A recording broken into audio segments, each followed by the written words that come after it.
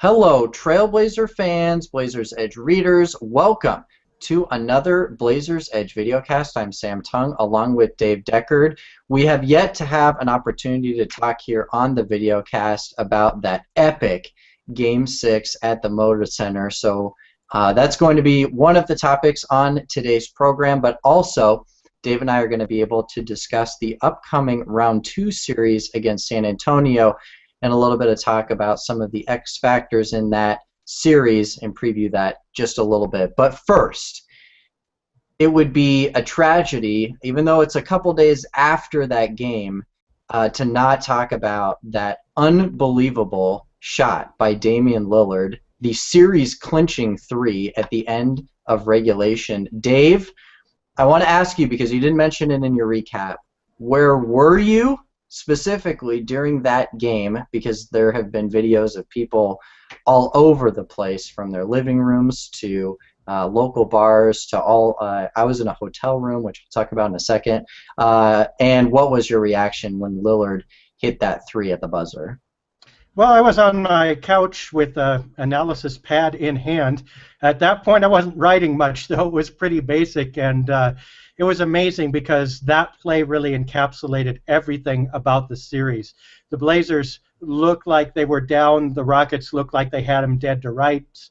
The Blazers wormed their way out and ended up victorious because of an amazing play. The Rockets also blew the coverage. That was wonderful, seeing the tape afterwards, and Patrick Beverley and Chandler Parsons switching over, and they weren't really supposed to, and they maybe thought there was going to be a screen, and there was no screen. Lillard just ran around, and Parsons was like, oh, crap, and you could just feel that. I mean, everything went into slow motion. Here goes Lillard. And if this is a movie, I mean, Parsons would have been screaming, no! And, you know, the hands going up for Blazer fans, and that arc seemed to take 5 minutes on that shot, and it went through, and the buzzer went off, and the place explodes, and you realize, oh, my gosh, they just won the series on that. And it's just amazing. And with that one shot, broke, I think, every expectation, every reasonable prediction from anyone, anywhere.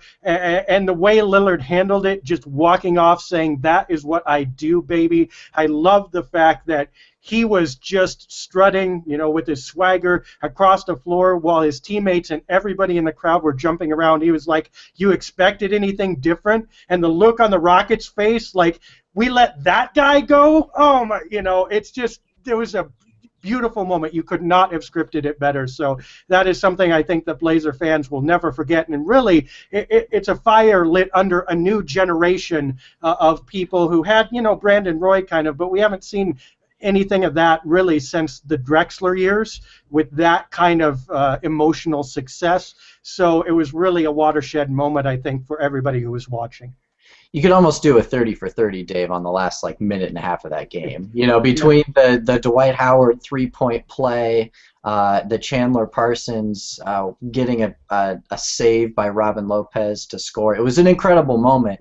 I was actually in a hotel room in Chicago watching the game with my parents, and it was probably about close to 1 o'clock in the morning, and I think we woke the whole hotel up after he hit that shot. So it was pretty spectacular, but you know, obviously a huge moment for the Trailblazers, but as you know, now a whole different task comes up in trying to defeat the reigning Western Conference champion San Antonio Spurs. And Dave, I know that you wrote a pretty lengthy piece about it on the website, and that's something that you all should check out, specifically about some of the matchups that the Trailblazers are going to face in that series against San Antonio. But give us the abridged version of that. Your thoughts. We're going to talk more specifically in a second, but your general thoughts on the upcoming series against San Antonio in Round 2.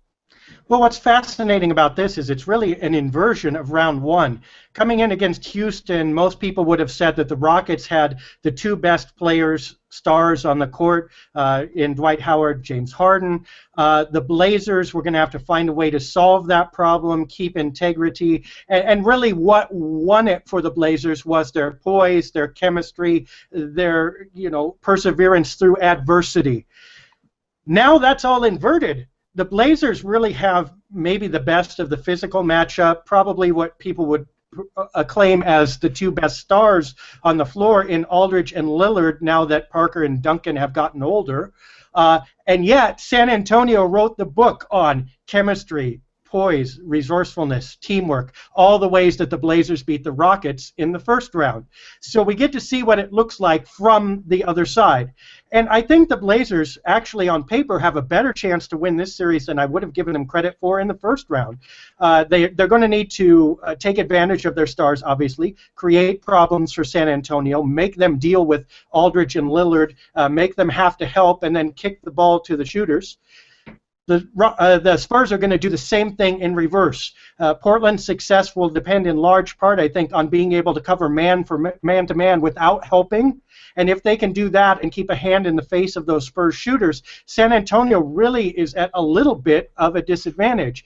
Basically, it's going to be the first team that has to break their defense because the other team's star is breaking through is going to be the team that ends up behind. So it'll be fascinating to see how these two teams that want to do just about the same thing and have a lot of the same strengths end up working on each other. Sure, and we're going to talk about those things specifically, Dave. And to that point, you know, this is the Trailblazers really have had a lot of success against San Antonio, and that's something that I know that you briefly mentioned, but it's something that you can't gloss over is that the Trailblazers really do have a lineup, or at least you know, a roster structure that sort of fits against San Antonio. When you have the athletic bigs, you just have an overall amount of athleticism. And sometimes, you know, you need shooters, especially because San Antonio shoots such a high percentage from the field. You need shooters that can sometimes, you know, in clutch situations sort of match what the Spurs are going to give you. And it really seems like the Trailblazers match up well to that. Yeah. I think you can describe it as if the Blazers are hitting their shots, meaning Aldridge and Lillard are creating pressure, San Antonio responds, because San Antonio, the thing that they have over Portland, there are a couple things really. One is the bench, but the other thing is they play a very efficient, very good defense. Okay, this isn't their first rodeo. They know how to do this. And the Blazers have to break that defense apart a little bit, and when they do, the key will be how Portland's own shooters respond. If those weak side distant shooters are hitting their shots, so San Antonio is getting clubbed from all sides now, I don't think the Spurs have a lot in reserve in order to fix that. But if Portland can't create pressure with the stars, or if Portland shooters miss their open shots, then San Antonio is just going to wrap them up in a little package, because the Spurs are really a better defensive team than you'd think on the surface, and they play as well together on that end as they do on the offensive end.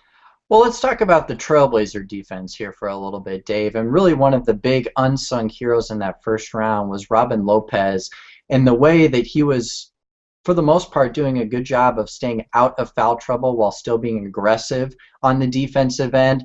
Certainly the officials let the Trailblazers be pretty physical with Dwight Howard in that series. However, for him to stay out of foul trouble and on the other side really had some pretty big fourth quarter buckets in a couple of those games. Talk a little bit about the importance of, you know, you had mentioned the importance of LaMarcus having a good series, but talk too about the importance of having that second big here against San Antonio as opposed to Houston.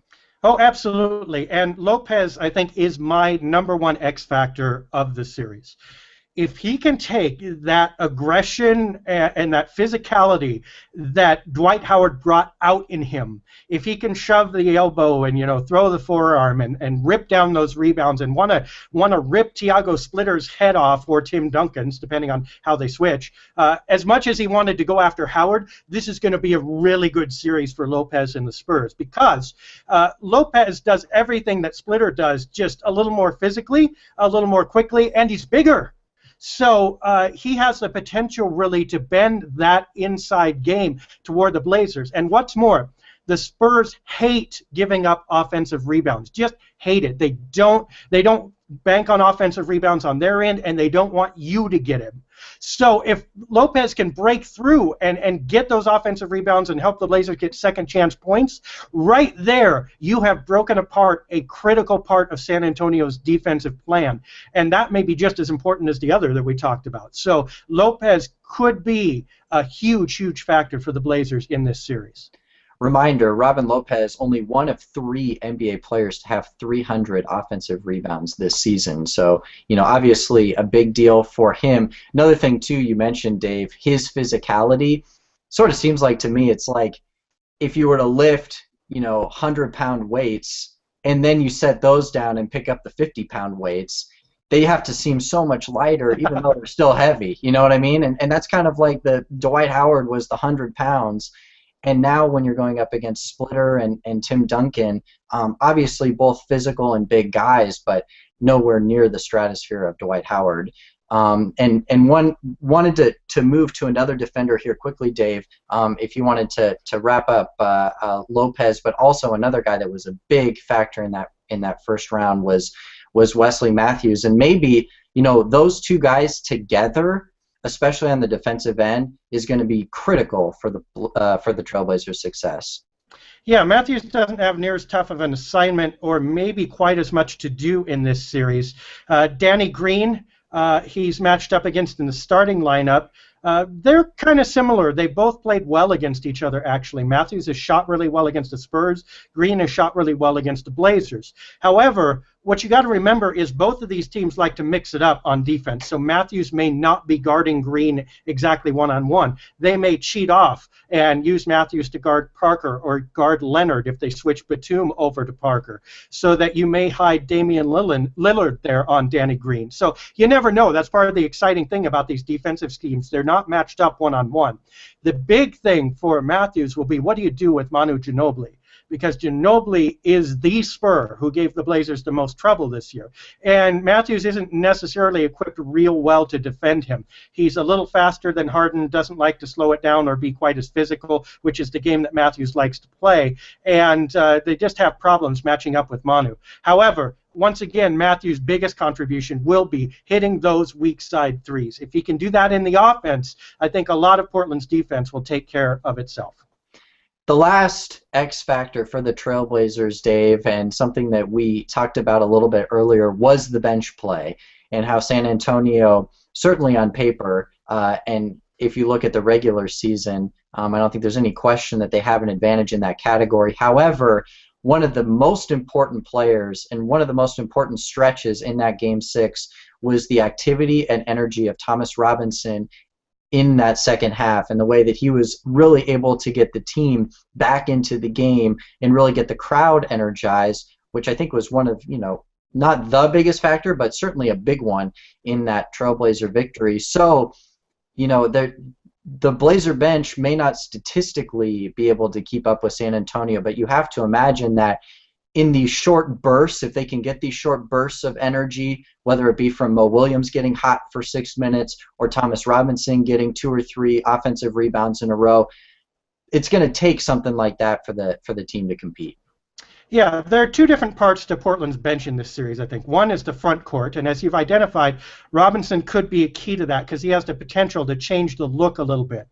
The thing with Robinson is, you're probably going to get a couple turnovers, and you're going to get a lot of fouls out of him in limited minutes. That's almost a guarantee. Can he do enough to switch the game on top of that to balance it out? And the Blazers need to play quicker when he's in. They need to take advantage of his athleticism, not necessarily by running the ball through him, but by being opportunistic with him looking to cut on those older San Antonio bigs, with him looking to, run in and jam it, block shots.